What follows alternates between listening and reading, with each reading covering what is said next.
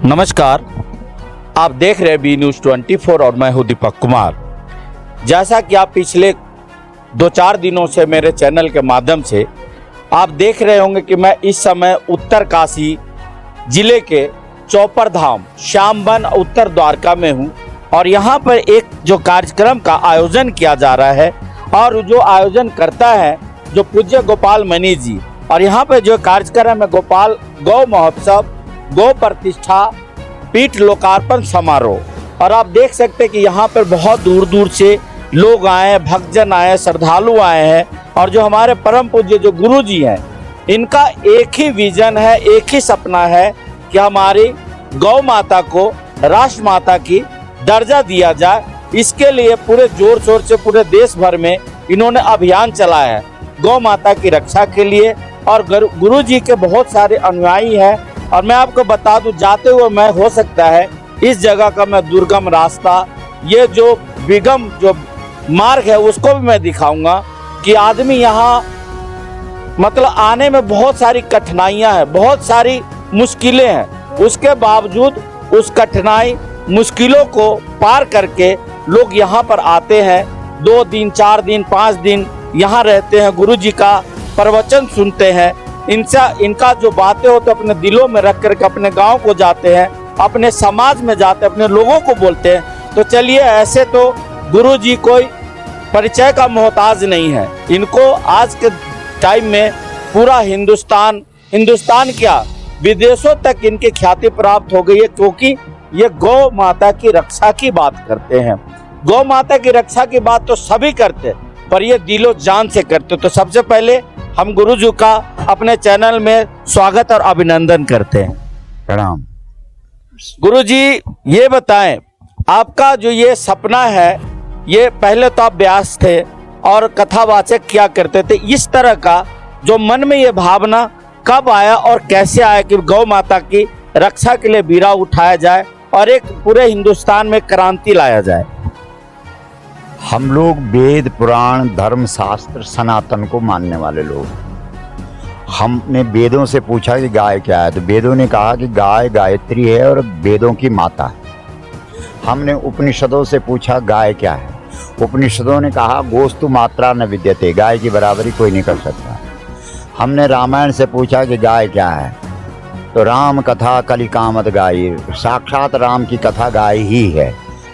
हमने महाभारत से पूछा गाय क्या है, तो महाभारत ने कहा गावो ममाग्रतः संतु, गावो में संतु पृष्ठता, गावो में अग्रतः संतु, गवा मध्य वसाम्य। हम भगवान श्री कृष्ण अपना पता बता रहे हैं कि मैं गायों के बीच में हूँ। तो जब हमने अपने वेद शास्त्र पुराण उपनिषद धर्म शास्त्रों को देखा और गाय को माता के रूप में सम्मान मिला हुआ है हमारे वेदों में उपनिषदों में, तो फिर हमने विचार किया कि आज का जो समाज है अथवा सत्ता है वो गाय को क्या मानती है। तो फिर पता लगा कि कानूनन तो गाय पशु है और हमारे शास्त्र कहते हैं कि पशवो न गावा, गाय पशु नहीं है, और सरकार कहती है कि गाय पशु है। तो फिर हमको ये दिव्य प्रेरणा मिली कि भाई गाय पशु नहीं है, गाय तो माता है, और सरकार कहती है या कानून कहता है कि गाय पशु है। तो इसके खिलाफ हमने फिर आवाज़ उठाई है, क्योंकि अधिकार है हमें। संविधान का जो अनुच्छेद 25 है वो कहता है कि भारत में रहने वाले हर व्यक्ति की आस्था का सम्मान और सुरक्षा करना भारत सरकार का कर्तव्य है। तो 80 करोड़ से अधिक 100 करोड़ के लगभग जो सनातनी हिंदू इस देश में रहते हैं, जो गाय को माता का सम्मान देते हैं, यानी सनातन धर्म शास्त्र गाय को माता का सम्मान देता है, तो क्या इस देश के अंदर सनातन धर्म शास्त्रों का सम्मान नहीं होगा, उनका अपमान होगा? अन्य धर्मों के सभी जो उनके प्रतीक हैं, जो उनके चिन्ह हैं, जो उनके सिद्धांत हैं, उनका अनुपालन इस देश में होता है। सरकार भी उनके अनुपालन करने में सहायता करती है। तो फिर गौ को इस देश के अंदर माता का सम्मान क्यों नहीं? तो इसके खिलाफ पूरे देश के अंदर जन आंदोलन चलाया जा रहा है, अभियान चल रहा है, जागरण हो रहा है, और इस देश के हर जनपद में हम लोग जा चुके हैं। इस देश के 29 राज्यों की राजधानियों में आंदोलन कर चुके हैं। दिल्ली जो हमारे भारत की राजधानी है, उसके रामलीला मैदान में 3 बार 2014, 2016 और 2018 में गौ माता को राष्ट्रमाता का सम्मान देने के लिए आंदोलन कर चुके हैं। और सबसे बड़ी बात यह है कि भारतवर्ष के 2 राज्यों ने अपनी अपनी विधानसभाओं से इस प्रस्ताव को पास करके केंद्र को भेज दिया है कि गौ माता को राष्ट्रमाता का सम्मान मिले। तो फिर भारत सरकार इस देश के अंदर गौ माता को राष्ट्रमाता का सम्मान क्यों नहीं दे रही? बहुत अच्छा आपका सवाल और बहुत बढ़िया आपका विचार भी है कि ये हम लोग भी कहते कि हमारा गौ माता जो राष्ट्र माता, गौ माता को हम लोग सदियों से माता को उपाधि देते आए हैं क्योंकि सबसे बड़ी गौ माता है।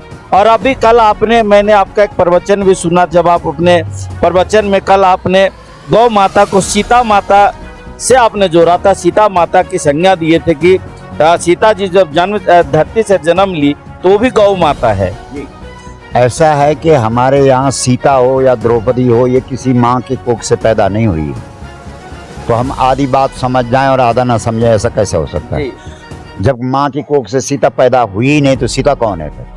तो इसका मतलब है वहाँ लक्षणा और व्यंजना से अर्थ लगेगा, अविदा नहीं चलेगी वहाँ। तो सीधा सा मतलब यह है कि सीता धरती से निकली है और धरती जब जब निकलती है, जब जब प्रकट होती है, तो हमारे वेद शास्त्र प्रमाण है इस बात के कि तब वो गाय के रूप में प्रकट होती है। तो इस आधार पर हमने कहा कि गाय सीता धरती है और धरती गाय है, तो इसलिए सीता जी गाय है जी। चलिए, ये बहुत अभी जो गुरुजी ने कहा सीता जी जो गाय है, तो ये भी है गुरुजी कि मैंने ये भी सुना कि राजा जनक जी भी जन्म नहीं लिए थे, वो भी वैध ही है, वो भी बिना मतलब किसी तन से जन्म नहीं लिए थे। जी। राजा जनक संसार के सबसे बड़े ज्ञानी हैं, सबसे बड़ी ज्ञानी। रावण को भी पराजित किया था उन्होंने। रावण भी और सुखदेव जी राजा जनक के पास ज्ञान के लिए गए थे। विधेय मतलब सीधी सी बात यह है कि जिसे अपने देह का भान न हो वो ज्ञानी है। हाँ, और जिमी अविवेकी पुरुष शरीर हैं, जो अविवेकी लोग होते हैं उनका ध्यान शरीर पे होता है, जो ज्ञानी होता है वो देह रहित होता है, मतलब देह पे उसका ध्यान नहीं होता है। इस आधार पे कहा जाता है कि वो भी किसी से जन्म नहीं लिया। जैसे अभी आपने कहा कि राजा जनक जी ज्ञानी है, तो ऐसा हमने सुना कि जो अवध जो था वो बल का खानी था और मिथिला जो था वो ज्ञान की खानी है। तो मिथिला में कहावत है कि मिथिला का गिद्ध और बाहर का सिद्ध एक ही बराबर, यानी कि जो वहाँ के पक्षी जो ज्ञानी है उतना बड़ा वहाँ बाहर के ज्ञानी भी नहीं। क्या ये सत्य है? बिल्कुल सत्य है, इसमें कोई दो राय नहीं, क्योंकि मिथिला नगरी का राजा, वहाँ जितने भी राजा हुए हैं उनको जनक कहा जाता है। जनक का मतलब पिता होता है, संस्कृत भाषा में जनक शब्द का अर्थ पिता होता है। तो गोस्वामी तुलसीदास जी ने भी जब भगवान राम को मिथिला नगरी में प्रवेश दिलाया है तो सुभग सुचि संता ये शब्द दिए हैं, मतलब यहाँ सब भाग्यशाली लोग हैं, पवित्र लोग हैं, संत लोग हैं, ज्ञानी लोग हैं। इसलिए सामूहिक रूप से मैं इन सब समस्त ज्ञानियों को प्रणाम करता हूँ, मतलब ज्ञान की नगरी बताया जी। चलिए, ये तो ज्ञान की बातें थी और ज्ञान अथाह होता है। अगर जितना आप जानेंगे इसकी गहराई में, यानी समुद्र का गहराई का कोई अंत नहीं होता। अच्छा गुरुजी, आने वाले 23 तारीख को अभी जो आपने 3 आंदोलन किया, 20 तारीख को 20 नवंबर को दिल्ली के रामलीला मैदानी गोपाष्टमी के दिन में एक बहुत बड़ा जन आंदोलन चलाया जा रहा है, जिसमें यहाँ तक कि भक्त लोग कह रहे हैं कि इस बार आर पार की लड़ाई होगी। अगर गौ माता को राष्ट्र माता का अगर संज्ञा नहीं दिया गया तो हम लोग वहाँ से उठेंगे नहीं। तो ये लड़ाई कहाँ तक चलेगी आगे? ये लड़ाई जब तक जीवन रहेगा तब तक चलेगी, क्योंकि इसी के लिए हमको जीवन मिला हुआ है। तो लगता है कि सरकार इस बार सुन लेगी? ये क्यों नहीं सुननी पड़ेगी? सरकार किसने बनाई है? हमने तो बनाई है, हमने वोट दिया है सरकार को, तभी तो सरकार बनी है। अगर भारत का सारा सनातनी हिंदू जगत खड़ा हो गया, 100 करोड़ हिंदू खड़े हो गए, तो फिर सरकार क्यों नहीं करेगी? करना पड़ेगा उसे। अच्छा। क्योंकि सरकार जो जन भावना है उसी का नाम तो सरकार है। अच्छा, एक आखिरी सवाल, गौ माता को राष्ट्र माता की संज्ञा दे दिया जाता है तो क्या हमारे देश में क्या बदलाव आएगा? क्या बात कर रहे हैं आप? सबसे पहले तो जब किसी को सम्मान मिलता है तो वो अपना वैभव और ऐश्वर्य प्रकट करता है।